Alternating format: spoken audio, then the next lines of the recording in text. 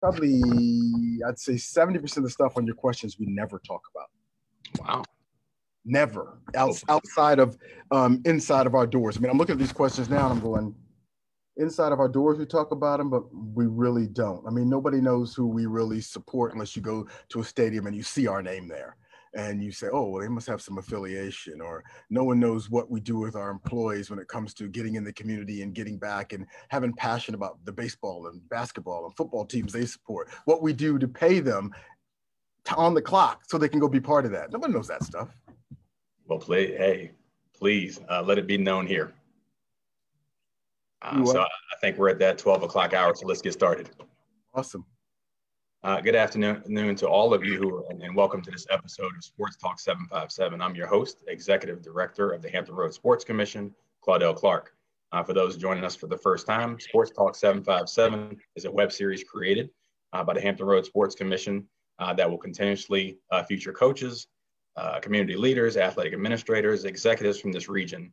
Also, before we begin, we'd like to acknowledge our sponsors, Optima Health, Atlantic Bay Mortgage, CSKD Sports Medicine, Pepsi and Town Bank, as well as our municipal partners, City of Norfolk, City of Chesapeake, and City of Virginia Beach. Today's featured guest, J.D. Myers II, Senior Vice President of COX and the Virginia Region of COX Communications. In this role, J.D. is responsible for 2,400 employees and day-to-day operations across Virginia, Hampton Roads, Roanoke, Fairfax, Fredericksburg. J.D., I don't know how you do all that. But nonetheless, good afternoon to you. This is kind of part two of our discussion, the live version, and it's just great to have you. As those of you who joined us a little bit as a head start before 12, JD was talking about, some of these things that we plan to talk about had never been brought to life or never outside of Cox's windows or doors. So we're very excited about this conversation to let our attendees in the region know what great things JD and his team are doing. So good afternoon to you, JD. Absolutely, Claude. Thank you for having us. Thank you for having me. It's always a pleasure to get a chance to sit down and kind of have a conversation, with everybody in the region, specifically about one of my passions, which is sports. So we could do this for an hour, but I know we only got 30 minutes, and I know you have a lot of things you want to ask me, so I'd love to chat. Let's talk. Yes, sir. Well, let's get started right with it. What sports coming up were you interested in? Did you play? Did you pursue? And did you excel at? Wow, so that's an interesting question because it changed as I got older, right? So growing up and coming through school, I was a three-sport star. So I was very good at baseball. I was that guy at baseball that I'm either going to hit a home run or I'm striking out. There was nothing in between. All or nothing. No, it was it. I was all in. I pushed my chips in every time I got to the plate. So that was cool, but I was a really good center fielder. So that was a good point about that. From a basketball perspective, I loved it. I had a phenomenal passion about basketball. And this is when you could be a power forward and be less than 6'2". I mean, I was just short under 6'2", and I was a power forward. Back in those days, you could do that. Can't do that now. You're a short point guard at that moment. And then, you last but not least, there was football, which was just my release. And that's what everybody played. And that was, what you could play in the street. It was a big deal. So that growing up, that's what I was into. But that has transitioned now to, I've really gotten passionate about fitness and weightlifting and bodybuilding and powerlifting, and I have a passion for golf, which in the sports world, golf is also king too. I understand. So from our previous conversation, pretty good at weightlifting, not so good at golf. So tell us a little bit more about the weightlifting part. This maybe third or fourth decade of competing in these weightlifting challenges. Tell us a little more about that. It is. I've had a passion about it for a long time, and I've kind of, from a bodybuilding perspective, I got started early on because it was a function of sports, right? Most times if you're in sports, you're going to do some level of weightlifting, and I had the physique that actually kind of matured very quickly. So, I won tournaments when I was in my 20s, and I laughed and said I won one at 21 years old, and then I got to 30. It was my challenge. Can I win one at 30? And I won one at 30, and I was like, well, why stop there? Right. So I won a tournament at 40, and then I said, I'm retired. I'm done. And then my wife challenged me, and she said, can you win another one? And I said, I don't know. I'm old. And I won several at 50. And then I went, well, 60. So 60 sitting here in my face, and I'm going, what am I going to do this year at 60? Am I going to compete one last time? So I'll have to come out of retirement again to do that. But if I do that, there will be no 70 tournament. It's just too hard all the time. So, but it's a passion. I love it. And it's a lifelong sport that anybody can do. Absolutely. Well, we commend you on that. And as we talked before, we're both still trying to figure out golf after all these years. Absolutely. But in the area, what venues, what sports, what sports related interests do you have? And who do you like to follow, and where do you like to go for your sports outlets? That's a lot. So we'll talk about here and now, right? So I'm a big time March Madness fan, always have been until about 5 years ago. For 25 consecutive years, I went to either Sweet 16 or the Final Four. And that was 25 consecutive years with the same group of guys.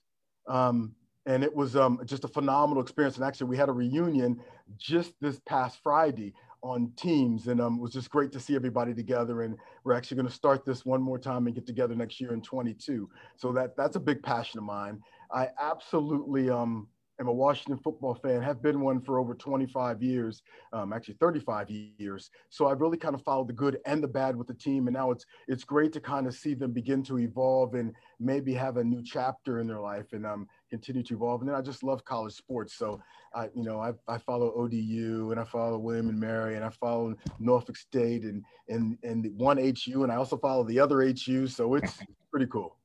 Gotcha.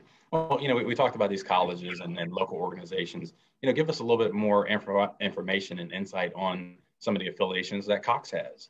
You're a great partner, great corporate entity in the community, and who are you pushing the position with, and what are some of the partnerships that you all have formed?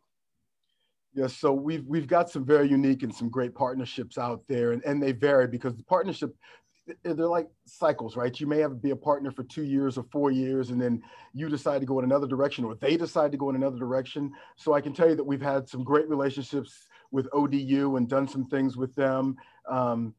Heineke, which is that big thing at the Washington football team, I got to watch him play firsthand a lot at ODU, so I know him very, very well. Virginia Tech, which is a little bit out of our footprint, but they are a huge partner of ours. I follow Virginia Tech because I have a daughter who's actually at Tech, so her world is all tech. So I have a lot of that. We even congratulated them on their making it to March Madness, which I thought was pretty cool. We broadcast William and Mary football games on Channel 60 in Hampton Roads, so we're definitely aligned with them. And for many, many years, we were partners with the Washington football team. And some of that alignment really had to do a lot with the team, of course, and the sports, but it was really that alignment that they had with the military in our community. And we did a lot of programs with them supporting the military, the spouses and children of military. We did a lot of partnership with them together. Great. Well, certainly see large-scale regional and statewide involvement there. Just shifting gears slightly, what kind of charity work, sports-related or non-sports-related, what kind of charity work in the area is kind of near and dear to your heart and COX's heart? Yeah, this is, I guess, the part when people hear they caught the early part of my conversation when you and I were talking just a few minutes ago, and I was saying there's a lot of things that we do that we just don't talk about. It's just not the way we're wired, not part of our DNA to put out a big press release and say, hey, we did this, we do that. And one of the things is really when we start talking about, we have a promotion inside of our company that's a philosophy we live by called give where you live. And with that being said, there's a couple things we do, and you heard me allude to it earlier. We give every employee 16 hours of paid time off to support any charity that they want to support. Whether, like I said, it's a sports team, a nonprofit, something at their church or institution they support, something at their school, 16 hours of support. So with that being said, our employees also collected money and awarded grants to nonprofits in Virginia. Just last year, we awarded $90,000 worth of grants to Virginia nonprofits. And those are in Hampton Roads, those are in Northern Virginia, those are in Roanoke, all across the board. The food banks, I mean, we made a shift this past year because of what was going on with COVID. And we really kind of leaned in hard on the food banks, and we awarded each one of the major food banks $50,000. That feeds a lot of people. And we did that.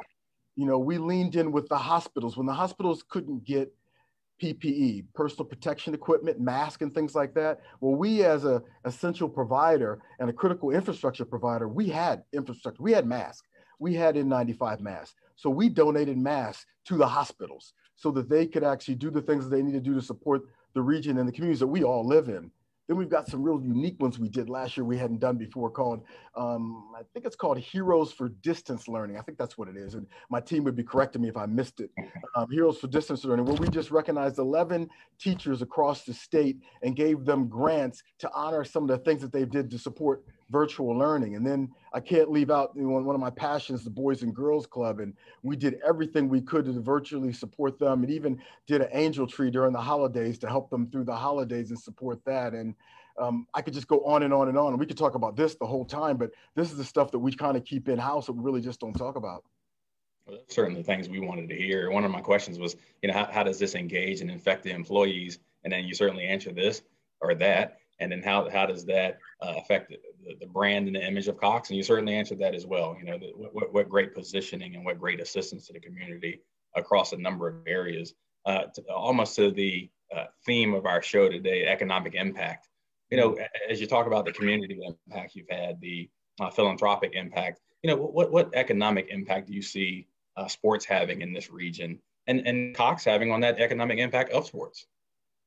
Yeah, it's interesting because if you go back and you look, and I think if we all wrap our arms around 2020, I think sports, we really got to kind of peel back the onion to see what economic impact it could have in the world without sports. And I think this region is no different. I mean, you could go back and start with something that's near and dear here, like the MEAC tournament, right? The MEAC tournament not taking place, and the millions of dollars that did not pour into the region, specifically pour into Norfolk, with all the alumni and all the people coming in for the MEAC. Now they did a little thing a little bit different this year to support the MEAC. Big shout out to Norfolk State. Just want to put that out there from the MEAC. So they had they did things a little bit different this year, and did some things virtually out in the field, and allowed people to kind of come and watch it, but it's not the same. And I know they probably lost millions of dollars with that support and losing that. And at the same token, I mean, you just look at all the schools and all the colleges and universities that did not have sports this summer, did not have football. So that economic impact goes far beyond that, to alumni coming in, to all the restaurants that support, all the tailgating, all the grocery stores that get hit during that time. Okay, and all the liquor stores too, we can't leave them out. All of them get hit too during that time. Everybody took a hit in their infrastructure. If you look at some of the financial numbers that are out there, most locations took either between a 15% to a 50% decline in revenues based on what happened during 2020, and more importantly, what happened with this economic impact just in that year. So that gives you a little example of what that looks like. Well, on the flip side, we've all been affected. Here in our office, sports commission is responsible for the Junior Olympics. And just last year, we had to cancel that due to COVID, nearly a $50 million economic impact to the region. So, you know, it's felt all across the board, but we're looking forward to this reopening. You know, with that in mind, you know, what are your thoughts? And we talked about this before. What are your thoughts about a pro team in the region, or a pro team in the area? And maybe which one of those pro teams do you think we could support? Wow, that's you know, that's near and dear to my heart, because I've been supporting that for a good long time. And it's interesting the way you look at that. So if I look at my own personal biases, right, and what I think is more realistic, I think my personal bias would be, of course, I'd want a football team here.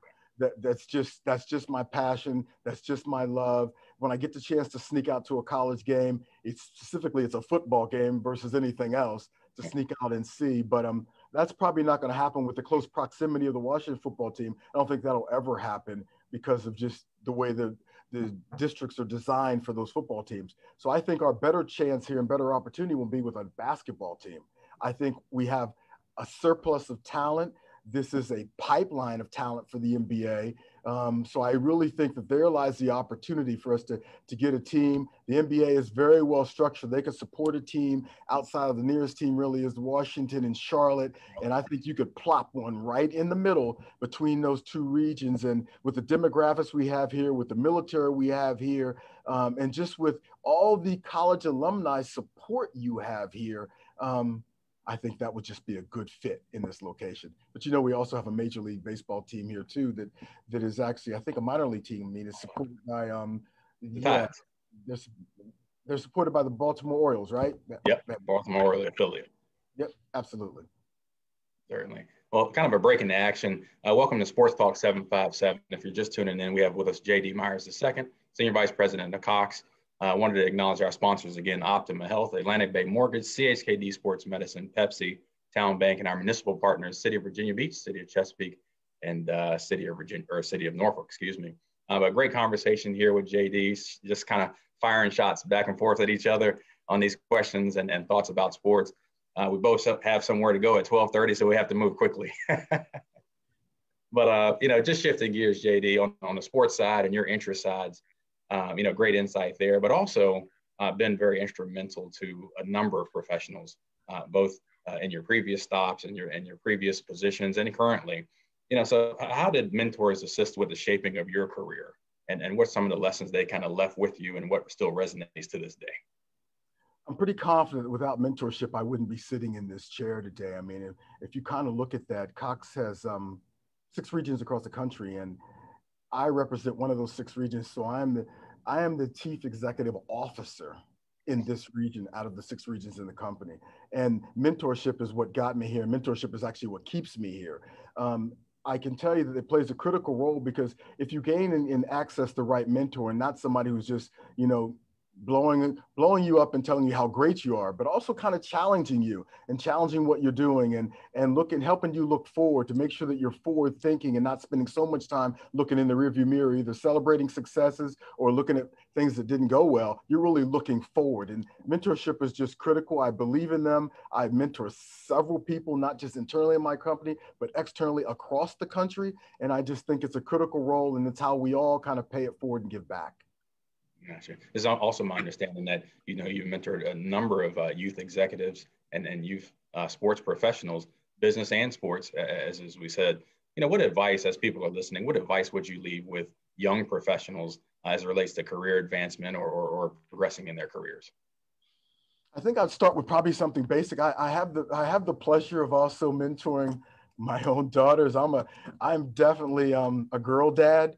And a very proud girl dad. And I have daughters, and my daughters are grown. They're still in college. Like I said, I have one in tech, but I also have one that's getting ready to graduate in about a couple weeks out of the business school in Indiana University. She's out there in the Big Ten, and she's crying based on what they did in the tournament. That's a whole nother subject. And some of the mentorship stuff that I've given her, specifically as we start with like just interviewing, is I had to remind her that you need to interview like you want the job, not interview like it's going to be an honor if they hire you. And even though you're talented, you did well in school, that you've got 5 or 6 companies you're interviewing for, you must interview like you want that job and you need that job. And it's the only interview you have. So that was some of the big feedback I just didn't give her, but I gave her friends too, to really kind of lean in and kind of change your mindset, saying they're not really competing for you, you're competing for them and trying to get that job. And that was job 1. And I said, that's step 1. I said, step 2 is make sure that you clearly understand what the job entails before you accept the job, because not only are they trying to hire you, but you got to make sure there's a fit between you and the person that's hiring you, because there's nothing worse than getting inside of a company, being excited about the company, and there's no chemistry between you and the person that's hiring you. So make sure that you interview them as well as having them interview you during the interview process. And then remember this one statement, that people don't leave companies. They never say, I quit that company or I quit that company. They quit leaders. They leave other leaders because there just wasn't chemistry. So make sure that you understand that that chemistry between you and your leader is the chemistry that will drive your success. So make sure that you have it and you focus on it. That's great advice for those who are listening. Also, we have a number of young professionals, in sports, having these careers, sports-related show here. So, so as sports ends, whether it be high school, college, professional athletics, or athletic careers, as these things end, what advice do you give as it relates to education to these young professionals who have to get a career at some point after sports? It's funny you say that, because I remember back a conversation that my dad was having with me, because I was a jock, but I was also a nerd. And it's funny because that back in the day, I had to hide that nerdness. I had to hide it. But I was also a really good jock, but the nerd stuff I had to hide. And my father once said to me, he said, you can be a jock and you'll be a jock for some period of time. And that may be 2 years, 5 years, 10 years. But that nerd is what's going to pay your bills. And you're going to be a nerd your entire life to the point that you lay down and you're not here anymore. So make sure that you give equal focus and equal attention to both aspects of your life. So my point here is, now I guess it's a roundabout way of saying is, don't minimize the impact of your education has in your life. Even though you're a phenomenal athlete, you must have that parallel path, because there will be life after athletics, and that will be a longer period of your life than the athletics will be in most cases. Right. Well, and people don't realize that I always use the example with people I mentor and work with. Derek Jeter, great Yankee career, but all that baseball Hall of Fame career has to relearn how to be a CEO and president of a company, the Marlins. And what is he going through to kind of make that transition? So if he had to do it, certainly players at all levels had to do that. But we mentioned the word parallel and your leadership there. But that would mirror that and parallel that of a coach. So how does your leadership there with your teams and your frontline managers and all the level of managers and employees, how does that mirror a coach? And how do you sometimes feel like that motivational figure? That's a great question, because I hear that a lot. People think that your job is really just about coaching, but there's a part of it, because not only are you a coach, you're a leader, you're a parent, sometimes you're a marriage counselor. Sometimes and a lot of times in this day and age, I became a financial advisor. So you wear several different hats as a leader, and coaching is an umbrella that kind of encompasses all of it, because the traits that you utilize as a coach are the same similar traits. I mean, when things are going well, you're really focusing on giving them strategies and giving them plans and helping them execute those plans and keeping them on path so that they can win at the end of the day. I have this poster on my wall that you can't see it. It's a framed poster, and it's by Vince Lombardi, and it talks about what it takes to be number one. And I believe in that philosophy of what it takes to be number one. So that's the stuff that you're doing. But when things aren't going well, or when there has to be a change of course, or when there has to be a corrective action, that's when that coaching hat really comes on, because now you've got to tap into their mindset. You got to tap into their motivation. You're now managing emotions and really trying to get the best out of them. And in most cases, you're trying to get them to do things that they didn't even know they were capable of doing. And that's when coaching and leadership align all together. So I think it's all in one. Certainly. And again, we talk about 2,400 employees, or maybe even more by now. That's rivaling a large sports team, or larger than a sports team. So people don't realize the similarities that a leader on your level has as to a coach. We talked about motivation in your last answer, and again, just kind of vibing on these questions perfectly. Talked about motivation, determination. There had to have been some to get to the level that you're at, along with that mentorship. But how do you keep such a high level of motivation and determination on a daily basis to motivate all those persons, to coach all those persons, and to maintain the level of professionalism that you're on?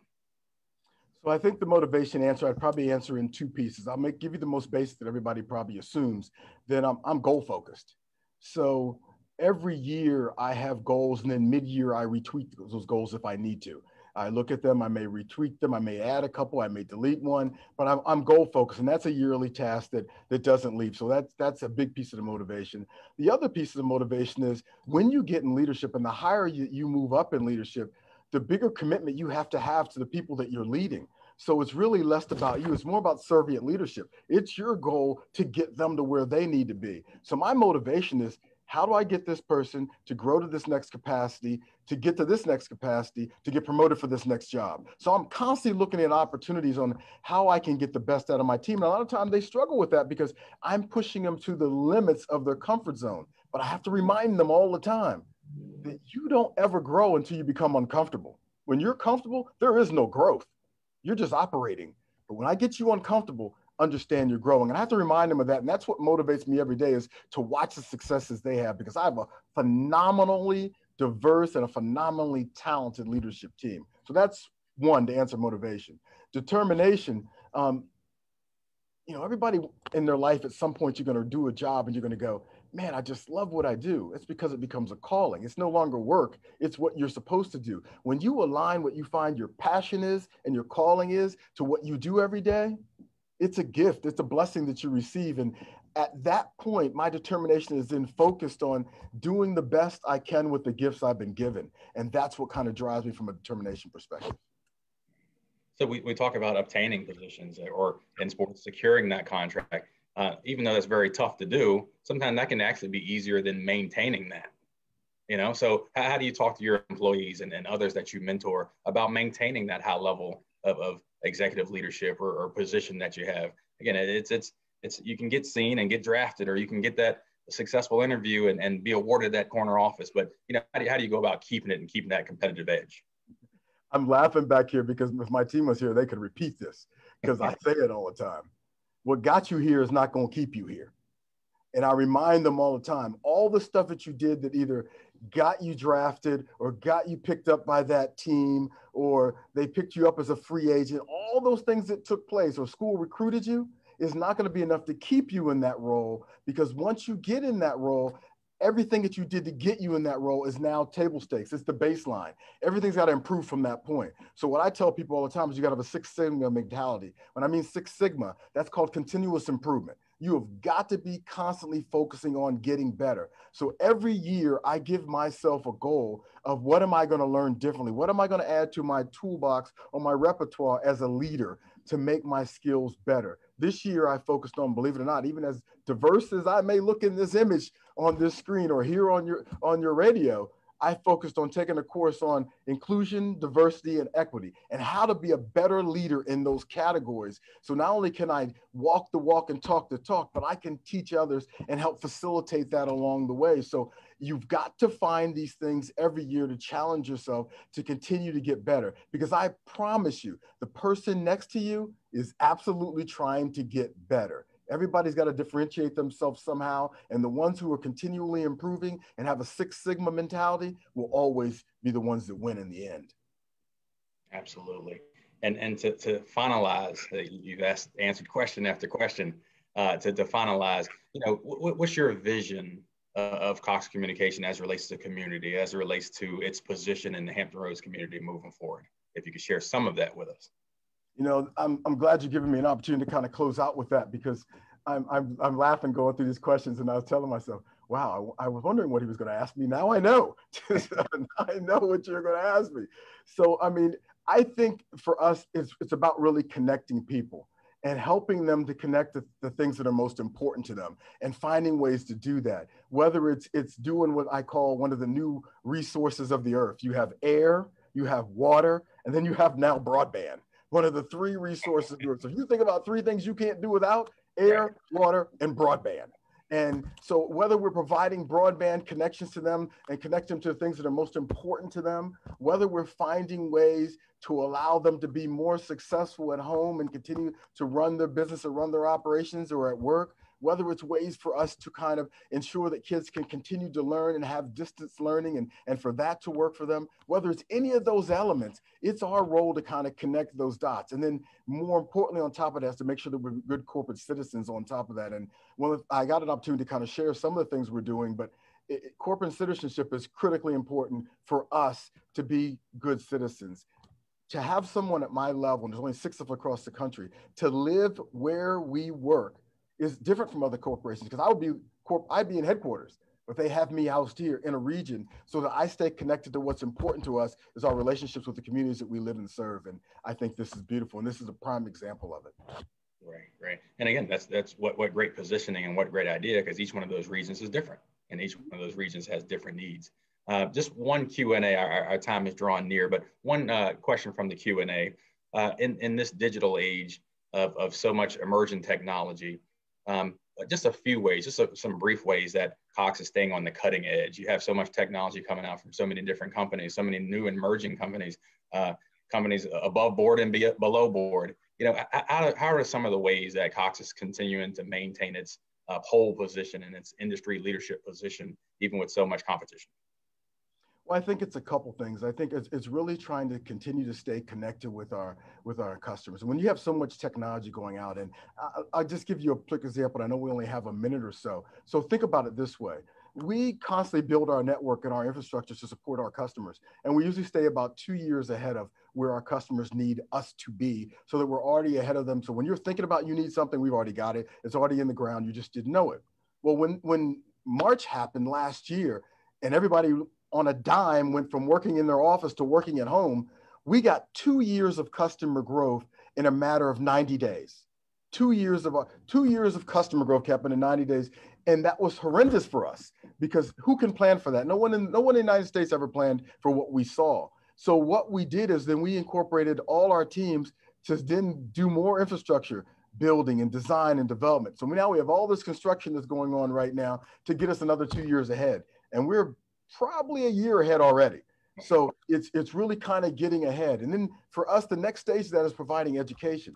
When I get a forum like this, one of the quickest things I tell people is when you're home and you're working on your system and all of a sudden you're doing, let's say what you're doing out there, Claudel, and all of a sudden your picture starts to break up a little bit, so your voice breaks up. The first thing you want to do is drop your video. Your video is doing 3 to 1. It's drawing 3 to 1, 3 times as much power from your network than your voice is. So drop your video so you can at least keep your connection going. And then find out what in your house may be interfering. The number one cause of that is the microwave. And if you keep saying it's happening intermittently because somebody's using the microwave intermittently because somebody's home. So that's like a number one cause. Take your cell phone, move it away from your PC. It will cause your computer to drop out. I mean, just little things we're telling people all the time. And now that all your kids are home and you got all those Xbox machines, hardwire them into your router. So they get off of your Wi-Fi, so you can use your Wi-Fi to do the things that you do, and we'll continue to be ready for the demands that you need going forward because we are actually operating and building on that to be well ahead of you again. And we'll be 2 years ahead by the time I get through the end of this year again. All right. Well, what a testament to you and your team to be able to pivot that quickly. You think in terms of customer growth, 90%, that's great for the bottom line, but, you got to service all those customers, so that's a testament and a hats off to you and your team.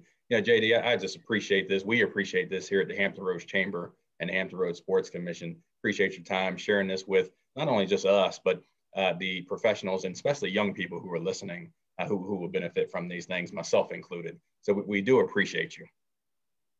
But thank you from the behalf of all of us at Cox Communication and all our right here in our Hampton Roads area and our 2,400 employees here. We say thank you to the customers, thank you to everything you do in the community, and I look forward to get a chance to do this again. Absolutely, and we got to hit that driving range first, then the golf course. I'm with you. I got to work on that game. I haven't played golf in 1 year now. It's time to get back out. I got my first shot, waiting for the second. I hear you. Thanks to all of you who joined us today for this very special episode of Sports Talk 757 with JD Myers, one of the strong community leaders that we have here in Hampton Roads and in the region. Again, thanks to our sponsors, Optima Health, Atlantic Bay Mortgage, CSKD Sports Medicine, Pepsi, and Town Bank. Please stay tuned for the next episode of Sports Talk 757 coming up in April. JD, hats off to you, and please stay safe to you and your team there at Cox.